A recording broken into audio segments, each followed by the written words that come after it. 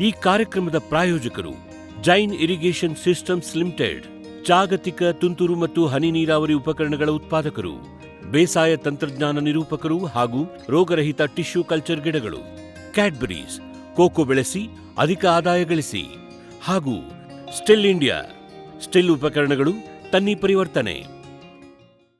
ಇಂದು ನಾವು ಹವಾಮಾನ ವಿಪತ್ತು ನಿರ್ವಹಣೆ ಬಗ್ಗೆ ತಿಳಿದುಕೊಳ್ಳೋಣ. ಸೊ ಈ ಹವಾಮಾನ ವಿಪತ್ತು ಅಂತ ಹೇಳಿದರೆ, ಈ ಹವಾಮಾನದಲ್ಲಿ ನಡೆಯುವಂಥ ಏನು ಪ್ರಕ್ರಿಯೆಗಳಿದೆಯೋ ಅವು ವಿಪರೀತ ಸ್ಥಿತಿಗೆ ತಲುಪಿ ಅದರಿಂದ ಹಾನಿ ಉಂಟಾಗುವುದು. ಸೊ ಅದನ್ನು ನಾವು ವಿಪತ್ತು ಅಂತ ಹೇಳ್ತೀವಿ. ಅದರ ನಿರ್ವಹಣೆ ಅತಿ ಮುಖ್ಯ.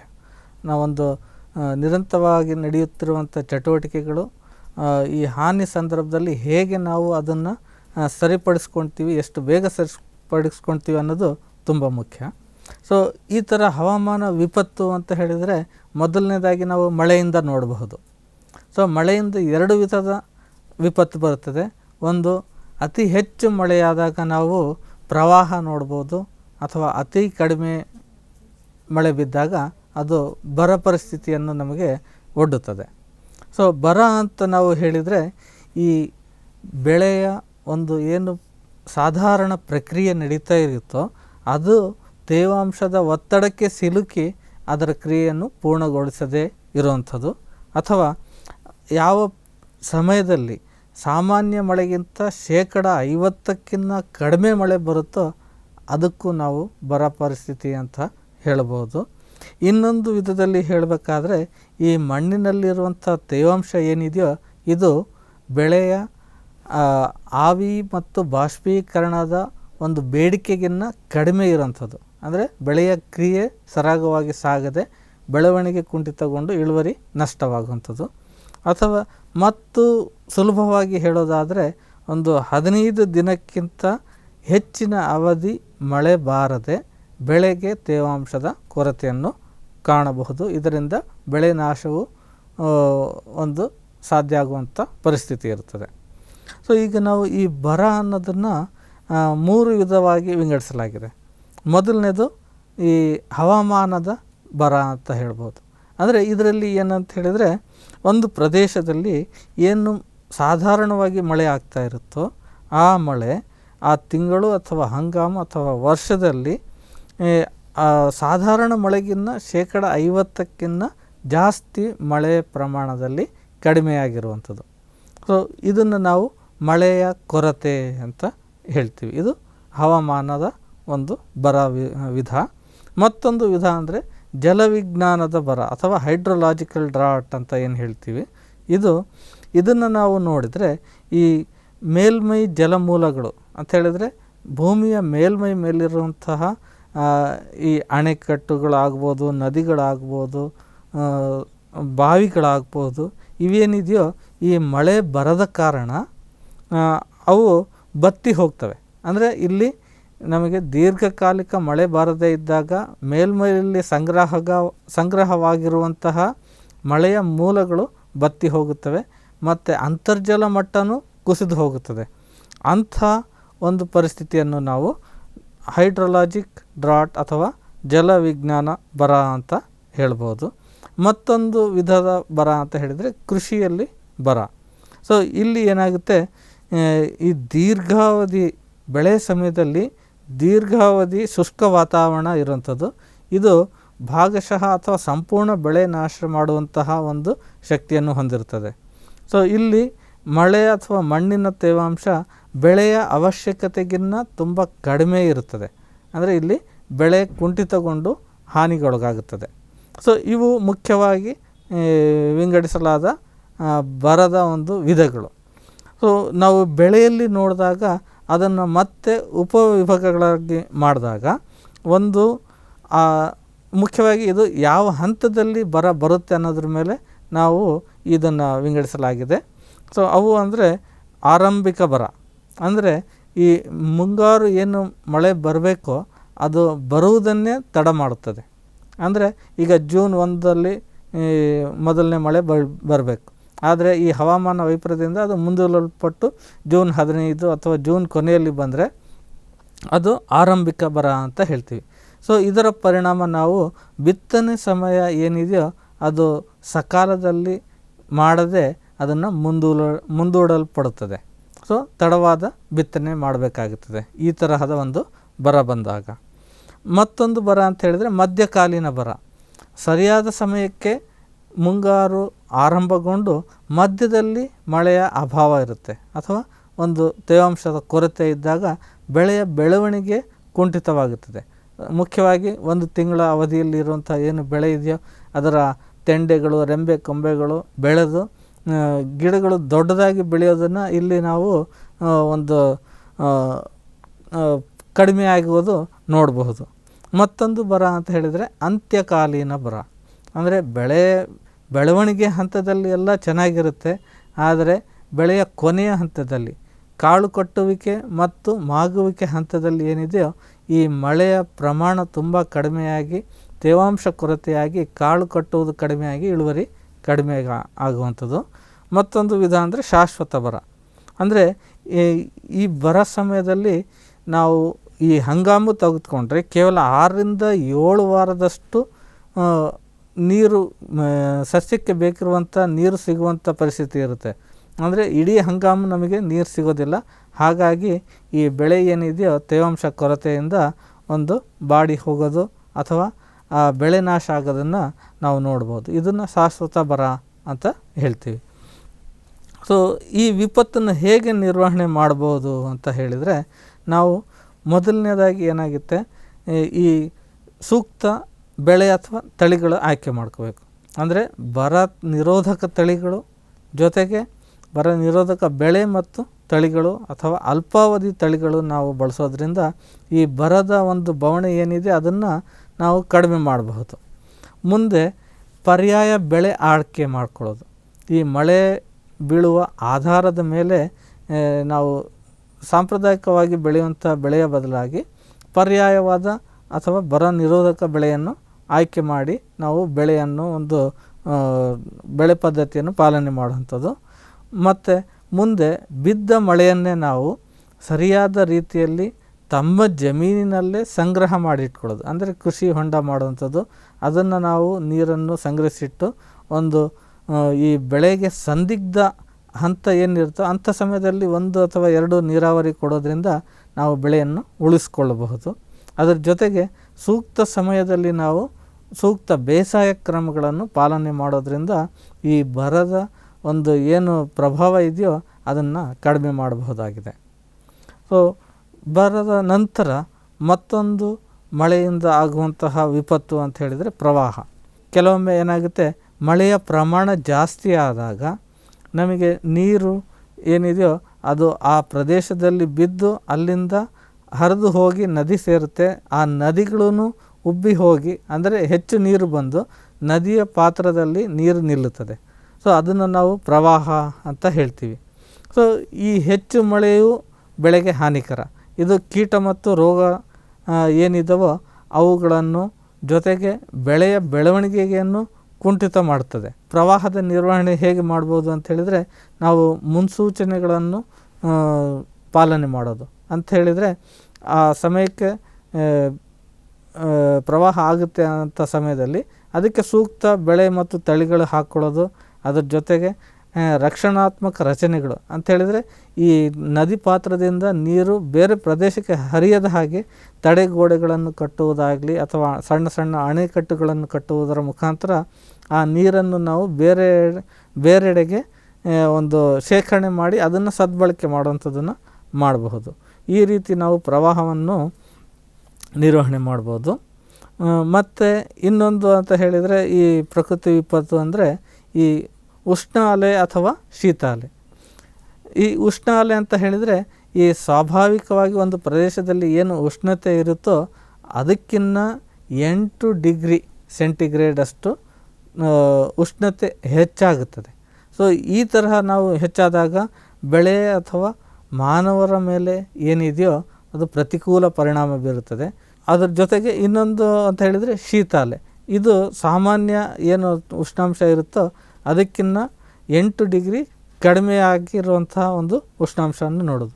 ಇದು ಅತಿ ಚಳಿ ಅಥವಾ ಶೀತ ಆದರೂ ಸಹ ಬೆಳೆ ಮತ್ತು ಮಾನವರಿಗೆ ಹಾನಿಯುಂಟು ಮಾಡ್ತದೆ. ಸೊ ಹಾಗಾಗಿ ಅದನ್ನು ನಾವು ಮುನ್ಸೂಚನೆ ಮೇರೆಗೆ ನಿರ್ವಹಣೆ ಮಾಡಬಹುದಾಗಿದೆ. ಸೊ ಹೀಗೆ ನಾವು ಉಷ್ಣ ಅಲೆ ಬಂದಾಗ ಏನು ಮಾಡಬಹುದು ಅಂತ ಹೇಳಿದರೆ, ಒಂದು ಬರ ನಿರೋಧಕ ತಳಿಗಳನ್ನು ಆಯ್ಕೆ ಮಾಡುವಂಥದ್ದು, ಅದರ ಜೊತೆಗೆ ಸೂಕ್ಷ್ಮ ನೀರಾವರಿ ಪದ್ಧತಿಯನ್ನು ಬಳಸೋದು. ಅಂತ ಹೇಳಿದರೆ ಲಘು ನೀರಾವರಿಯನ್ನು ಕಡಿಮೆ ಅವಧಿಯ ಅಂತರದಲ್ಲಿ ಕೊಡೋದ್ರಿಂದ ಈ ಗಿಡಗಳು ಬೇಗ ಆರೋದನ್ನು ಅಥವಾ ಒಣಗೋದನ್ನು ತಡೆಗಟ್ಟಬಹುದು. ಅದರ ಜೊತೆಗೆ ಮಣ್ಣಿನ ಮೇಲೆ ಹೊದಿಕೆ ಹಾಕೋದ್ರಿಂದನೂ ಆವಿಯಾಗುವುದನ್ನು ನಾವು ತಡೆಗಟ್ಟಬಹುದು.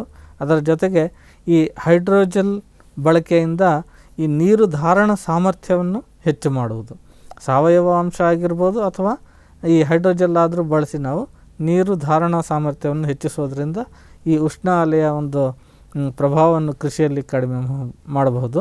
ಶೀತ ಅಲೆಯನ್ನು ಸಹ ನಾವು ಈ ಹೊದಿಕೆಯ ಮುಖಾಂತರ ಒಂದು ಮಣ್ಣಿನ ಉಷ್ಣಾಂಶವನ್ನು ಹೆಚ್ಚು ಮಾಡೋದ್ರಿಂದ ಬೆಳೆಗೆ ಅಷ್ಟೊಂದು ಹಾನಿ ಆಗೋದಿಲ್ಲ. ಅದರ ಜೊತೆಗೆ ಸೂಕ್ತ ತಳಿ ಬಳಸೋದು, ಜೊತೆಗೆ ಗಾಳಿ ತಡೆಗಳನ್ನು ಬೆಳೆಸೋದು. ಅಂದರೆ ಮರದ ಈ ಹೊಲದ ಸುತ್ತ ದೊಡ್ಡ ದೊಡ್ಡ ಮರಗಳನ್ನು ಹಾಕೋದ್ರಿಂದ ಈ ಶೀತ ಗಾಳಿ ಏನಿದೆಯೋ ಅದು ಮರಗಳು ಅಡ್ಡ ಬಂದು ಬೆಳೆಗೆ ಅದರ ಹಾನಿ ಆಗೋದನ್ನು ತಡೆಗಟ್ಟಬಹುದು. ಅದರ ಜೊತೆಗೆ ನಾವು ಈ ಜಾನುವಾರುಗಳು ಏನಿರ್ತವೋ ಅವುಗಳನ್ನು ರಕ್ಷಣೆ ಮಾಡಬೇಕಾಗುತ್ತೆ.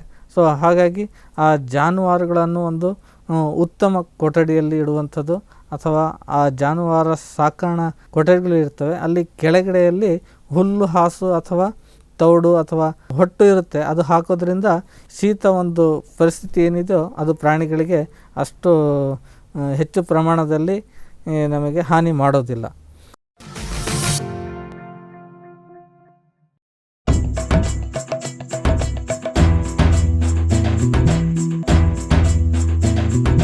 ಕೃಷಿ ಪ್ರಗತಿ ಸಾಕಾರವಾಯಿತು, ಸ್ಟಿಲ್ ತಂತ್ರಜ್ಞಾನದಿ ಸಾಧ್ಯವಾಯಿತು, ಬದಲಾವಣೆಗೆ ಕಾಲ ಕೂಡಿ ಬಂತು. ಸ್ಟಿಲ್ ಉಪಕರಣಗಳು ತನ್ನಿ ಪರಿವರ್ತನೆ.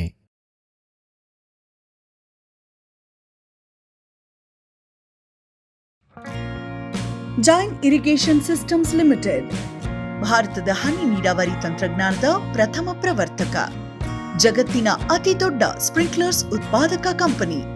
ಸಂರಕ್ಷಿತ ಕೃಷಿಯಲ್ಲಿ ಹಸಿರು ಮನೆಗಾಗಿ ಮಿಸ್ಟರ್, ಫಾಗರ್, ಫ್ಯಾನ್ ಮತ್ತು ಪ್ಯಾಡ್ ಹಾಗೂ ನೆರಳು ಮನೆ, ಸ್ವಯಂಚಾಲಿತ ನೀರಾವರಿ ವ್ಯವಸ್ಥೆ ಮತ್ತು ರಸಾವರಿ ತಂತ್ರಜ್ಞಾನ.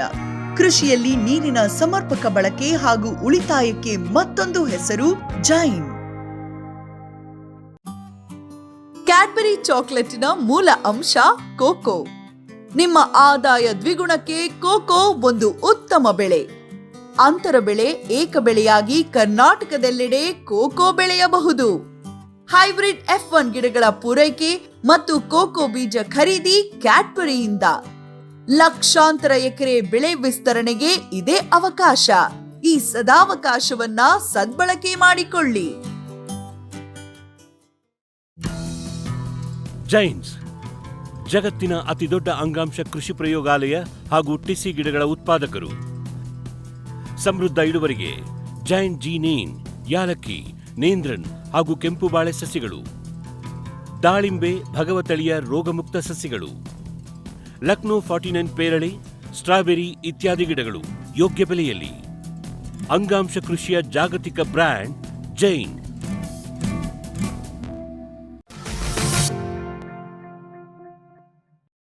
ಸೈಕ್ಲೋನ್ ಅಥವಾ ವಾಯುಭಾರ ಕುಸಿತ, ಇದು ಇತ್ತೀಚಿನ ಹವಾಮಾನ ವೈಪರೀತ್ಯಕ್ಕೆ ತಕ್ಕಂತೆ ಹೆಚ್ಚು ಹೆಚ್ಚು ಪ್ರಮಾಣದಲ್ಲಿ ಈ ಸೈಕ್ಲೋನ್ಗಳು ನಾವು ನೋಡ್ತಾ ಇದ್ದೀವಿ. ಸೊ ಇಂಥ ಸಮಯದಲ್ಲಿ ಅತಿ ಹೆಚ್ಚು ಮಳೆಯಾಗಿ ಗಾಳಿ ಮತ್ತು ಮಳೆಯಿಂದ ನಿಂತಿರುವಂತಹ ಬೆಳೆ ನಾಶವಾಗೋದ್ರ ಜೊತೆಗೆ ನಮಗೆ ಏನು ಒಂದು ಇನ್ಫ್ರಾಸ್ಟ್ರಕ್ಚರ್ ಅಂತ ಮೂಲ ಸೌಕರ್ಯ ನಾವು ಏನು ಮಾಡಿದ್ದೀವೋ ಅದು ಹಾನಿ ಉಂಟಾಗಿ ನಮಗೆ ಆರ್ಥಿಕವಾಗಿ ಒಂದು ಹಿನ್ನಡೆ ಉಂಟಾಗುತ್ತದೆ. ಸೊ ಹಾಗಾಗಿ ಇದನ್ನು ಹೇಗೆ ನಿಭಾಯಿಸಬೇಕು ಅಂತ ಹೇಳಿದರೆ, ಆದಷ್ಟು ಈ ಕರಾವಳಿ ಅಥವಾ ತೀರ ಪ್ರದೇಶದ ಸುತ್ತ ಮರಗಳನ್ನು ನೆಡೋದ್ರಿಂದ ಈ ಗಾಳಿಯನ್ನು ನಾವು ತಡೆಗಟ್ಟಬಹುದು. ಆ ಮಳೆಗೆ ನಾವು ಹೆಚ್ಚು ನೀರನ್ನು ಹೊರಗಡೆ ಹೋಗೋ ಹಾಗೆ ಒಂದು ದಾರಿ ಮಾಡಿಕೊಡೋದ್ರಿಂದ ಹೆಚ್ಚಿನ ನೀರಿನ ಒಂದು ಪ್ರಭಾವ ಏನಿದೆಯೋ ಅದನ್ನು ಕಡಿಮೆ ಮಾಡಬಹುದು. ಅದರ ಜೊತೆಗೆ ಬೆಳೆ ಹೆಚ್ಚು ಮಳೆಯಿಂದ ಕೊಚ್ಚಿಕೊಂಡು ಹೋದರೂ ಸಹ ನಾವು ಸಾಮೂಹಿಕ ಮಡಿ ಮಾಡಿ ಹಂತ ಹಂತವಾಗಿ ಬಿತ್ತನೆ ಮಾಡೋದ್ರಿಂದ ಈಗ ಒಂದು ಏನು ಸೈಕ್ಲೋನ್ನಿಂದ ಹಾನಿಯಾಗುತ್ತೋ ತದನಂತರವೇ ಈ ತಯಾರಾಗಿರುವ ಈ ಸಸಿಗಳನ್ನು ಮತ್ತೊಮ್ಮೆ ನಾಟಿ ಮಾಡಿ ಮತ್ತೊಮ್ಮೆ ಒಂದು ಬೆಳೆಯನ್ನು ನಾವು ಬೆಳೆಯಬಹುದು. ಈ ರೀತಿ ಮಾಡೋದರಿಂದ ಈ ಕೃಷಿಯಲ್ಲಿ ಬರುವಂತಹ ಹವಾಮಾನ ವಿಪತ್ತುಗಳನ್ನು ನಿರ್ವಹಣೆ ಮಾಡಬಹುದು.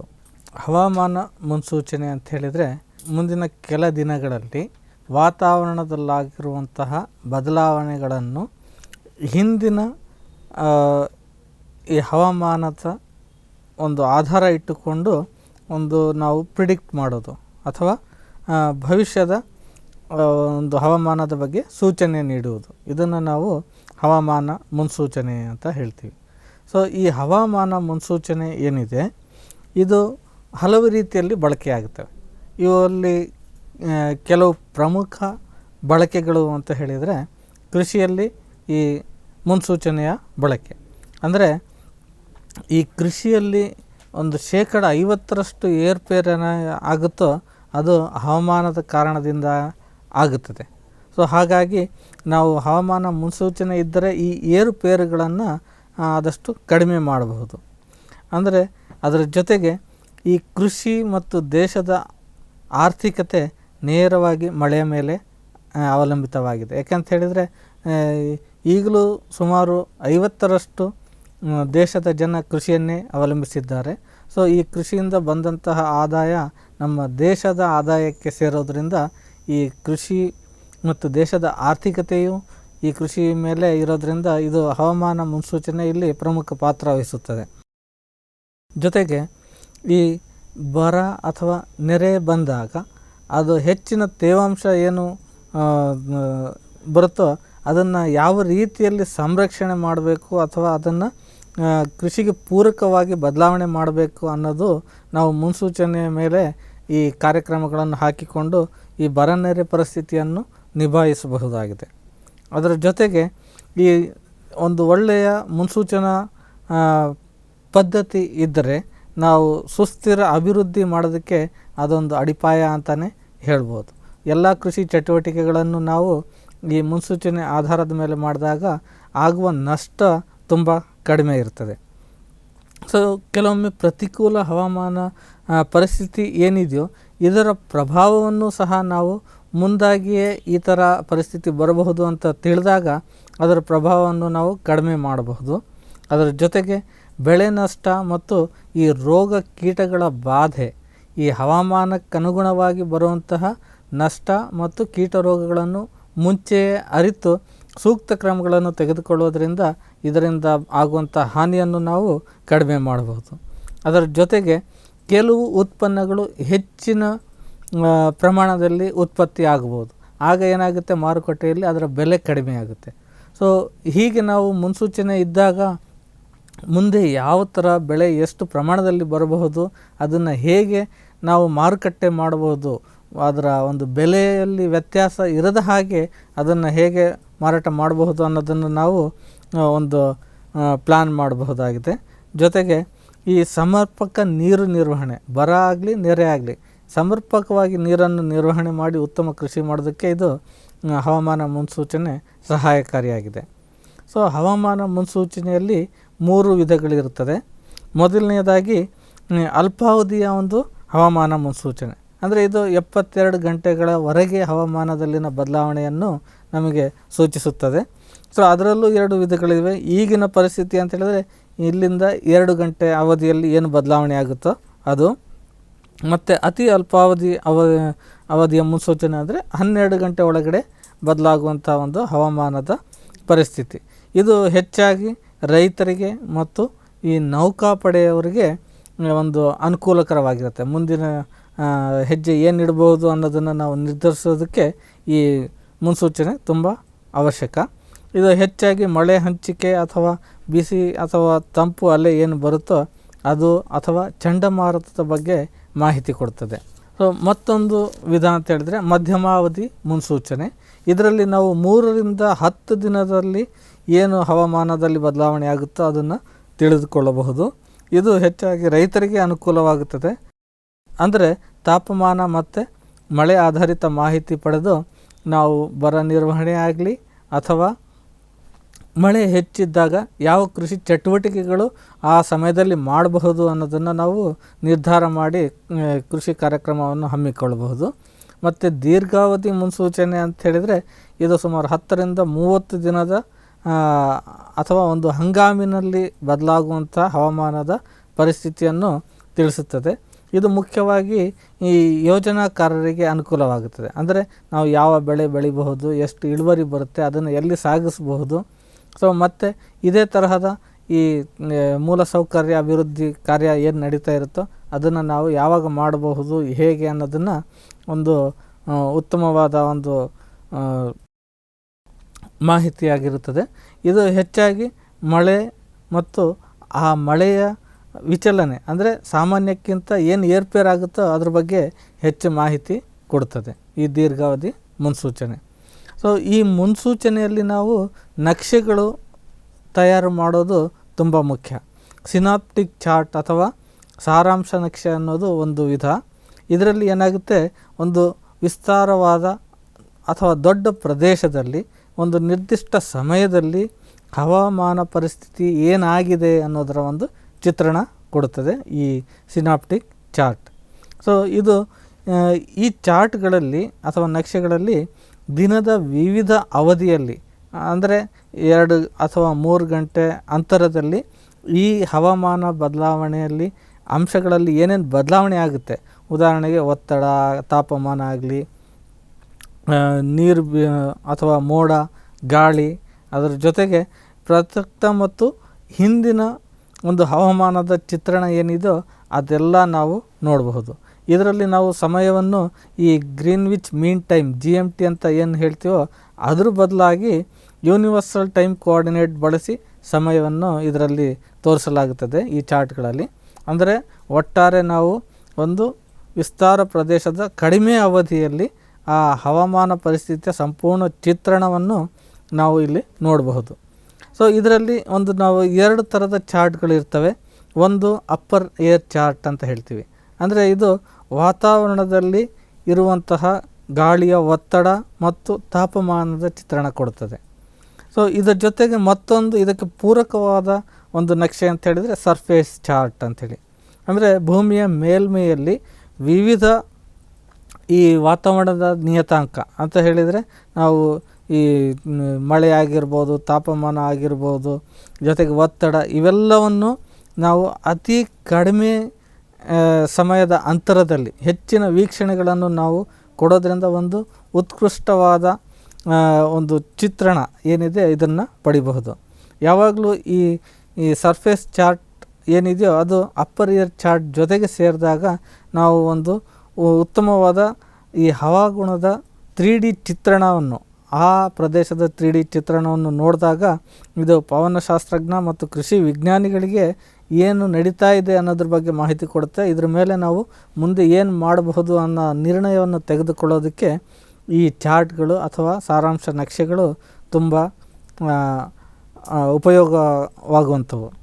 ಸೊ ಈ ನಕ್ಷೆ ತಯಾರು ಮಾಡಬೇಕಾದ್ರೆ ಕೆಲವೊಂದು ಸನ್ನೆಗಳು ಅಥವಾ ಸಿಂಬಲ್ಗಳನ್ನು ನಾವು ಬಳಸ್ತೀವಿ. ಸೊ ಈ ಚಾರ್ಟ್ಗಳಲ್ಲಿ ಏನು ನಾವು ಸಿಂಬಲ್ಸ್ ನೋಡ್ತೀವಿ ಅಂತ ಹೇಳಿದರೆ ಸಣ್ಣ ಕಪ್ಪು ಗೆರೆಗಳು ಇರ್ತವೆ. ಅಂದರೆ ಇವು ಸಮವಾಯುಭಾರ ರೇಖೆಗಳು ಅಂತ ಹೇಳ್ತೀವಿ. ಈ ಪ್ರದೇಶಗಳಲ್ಲಿ ಈ ವಾಯುಭಾರ ಏನಿದೆಯೋ ತುಂಬ ಸಮನಾಗಿರುತ್ತೆ ವಿವಿಧ ಪ್ರದೇಶಗಳಲ್ಲಿ. ಅದ್ರ ಜೊತೆಗೆ ಈ ಸಮರೇಖೆಯ ತುದಿಯಲ್ಲಿ ಒಂದು ಸಂಖ್ಯೆ ಬರೆದಿರ್ತಾರೆ. ಅದು ಆ ಸಮರೇಖೆಯ ಒತ್ತಡದ ಒಂದು ಮೌಲ್ಯವನ್ನು ತಿಳಿಸುತ್ತದೆ. ಅದ್ರ ಜೊತೆಗೆ ಛಾಯೆಗಳು ಇರ್ತವೆ. ಅದು ಆ ಛಾಯೆ ಇದ್ದರೆ ಅದು ಮಳೆ ಅಂತ ಹೇಳಿ ನಾವು ಗುರುತಿಸಬಹುದು. ಅದ್ರ ಜೊತೆಗೆ ಬಾಣಗಳ ಗುರುತುಗಳು ಇರ್ತವೆ ಈ ಚಾರ್ಟ್ಗಳಲ್ಲಿ. ಈ ಬಾಣಗಳು ಗಾಳಿಯ ದಿಕ್ಕನ್ನು ನಮಗೆ ತೋರಿಸುತ್ತೆ, ಯಾವ ದಿಕ್ಕಿನಲ್ಲಿ ಹೋಗ್ತಾ ಇದೆ ಅಂಥೇಳಿ. ಆ ಬಾಣಗಳಲ್ಲಿ ಸಣ್ಣ ಸಣ್ಣ ಗರಿಗಳ ಚಿತ್ರಣ ಇರುತ್ತೆ. ಅವು ಗಾಳಿಯ ವೇಗವನ್ನು ತಿಳಿಸುತ್ತೆ. ಈ ಬಾಣಗಳ ಸಂಖ್ಯೆ ಗಾಳಿಯ ವೇಗವನ್ನು ತಿಳಿಸುತ್ತದೆ.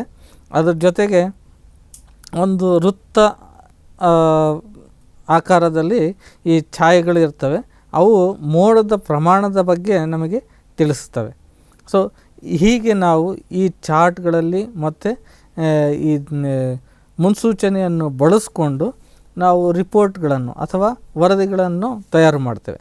ಅಂದರೆ ಈ ಪ್ರದೇಶದಲ್ಲಿ ಈ ಸಮಯಕ್ಕೆ ಏನೇನು ಹವಾಮಾನದಲ್ಲಿ ಬದಲಾವಣೆ ಆಗುತ್ತೆ, ಅದನ್ನು ಸೂಕ್ತ ಜನತೆಗೆ ಅಥವಾ ಬಳಕೆದಾರರಿಗೆ ನಾವು ಮಾಹಿತಿಯನ್ನು ತಲುಪಿಸ್ಬೋದು. ಅಂದರೆ ಈಗ ಮಳೆ ಬರುತ್ತೆ ಅಂತ ಗೊತ್ತಾದರೆ ಸಾಮಾನ್ಯ ಜನರಿಗೆ ಏನೇನು ಅವಶ್ಯಕತೆ ಇದೆ ಅದನ್ನು ಪೂರೈಸೋದಕ್ಕೆ ಒಂದು ಅನುಕೂಲ ಆಗುತ್ತೆ. ರೈತರಿಗಾದರೆ ಕೃಷಿ ಚಟುವಟಿಕೆಗಳನ್ನು ಆಯ್ಕೆ ಮಾಡ್ಕೊಳ್ಳೋದಕ್ಕೆ, ಅದನ್ನು ನಿಭಾಯಿಸೋದಕ್ಕೆ ಏನು ಮಾಡ್ಬೋದು ಅಂತ ನಾವು ಪ್ಲ್ಯಾನ್ ಮಾಡ್ಕೋಬೋದು. ಆದರೆ ಕೃಷಿಯಲ್ಲಿ ನಾವು ರಿಪೋರ್ಟ್ಗಿನ್ನ ಕೃಷಿ ಸಲಹೆಗಳು ತುಂಬ ಮುಖ್ಯ. ಅಂದರೆ ಈ ವಾತಾವರಣದಲ್ಲಿ ಏನು ಅಂಶಗಳಲ್ಲಿ ಬದಲಾವಣೆ ಇದೆಯೋ ಅದನ್ನು ವಿಜ್ಞಾನಿಗಳು, ಮುಖ್ಯವಾಗಿ ಕೃಷಿ ವಿಜ್ಞಾನಿಗಳು ತಿಳಿದು ಈ ಸಮಯದಲ್ಲಿ ಒಂದು ಪ್ರದೇಶಕ್ಕೆ ಏನು ಬೆಳೆ ಬೆಳೀತಾ ಇದ್ದೀವಿ, ಅದರಲ್ಲಿ ಯಾವ ಹಂತದಲ್ಲಿ ಇದೆ ಅವು, ಅದಕ್ಕೆ ಏನು ಕೃಷಿ ಕ್ರಮ ಅಥವಾ ಬೇಸಾಯ ಕ್ರಮ ಮಾಡಬಹುದು ಅನ್ನೋ ಸಲಹೆ ಕೊಟ್ಟು ಆ ಬೆಳೆ ಉತ್ಪಾದನೆಯನ್ನು ಹಾನಿಯಾಗದ ಹಾಗೆ ನೋಡಿಕೊಳ್ಳೋದು ಈ ಮುನ್ಸೂಚನೆಯಿಂದ ನಾವು ಒಂದು ಪಡೆಯಬಹುದಾದ ಅತಿ ದೊಡ್ಡ ಉಪಯೋಗ ಅಂತ ಹೇಳಬಹುದು. ಈ ಕಾರ್ಯಕ್ರಮದ ಪ್ರಾಯೋಜಕರು ಜೈನ್ ಇರಿಗೇಷನ್ ಸಿಸ್ಟಮ್ಸ್ ಲಿಮಿಟೆಡ್, ಜಾಗತಿಕ ತುಂತುರು ಮತ್ತು ಹನಿ ನೀರಾವರಿ ಉಪಕರಣಗಳ ಉತ್ಪಾದಕರು, ಬೇಸಾಯ ತಂತ್ರಜ್ಞಾನ ನಿರೂಪಕರು ಹಾಗೂ ರೋಗರಹಿತ ಟಿಶ್ಯೂ ಕಲ್ಚರ್ ಗಿಡಗಳು, ಕ್ಯಾಡ್ಬರೀಸ್, ಕೋಕೋ ಬೆಳೆಸಿ ಅಧಿಕ ಆದಾಯ ಗಳಿಸಿ, ಹಾಗೂ ಸ್ಟಿಲ್ ಇಂಡಿಯಾ, ಸ್ಟಿಲ್ ಉಪಕರಣಗಳು ತನ್ನಿ ಪರಿವರ್ತನೆ.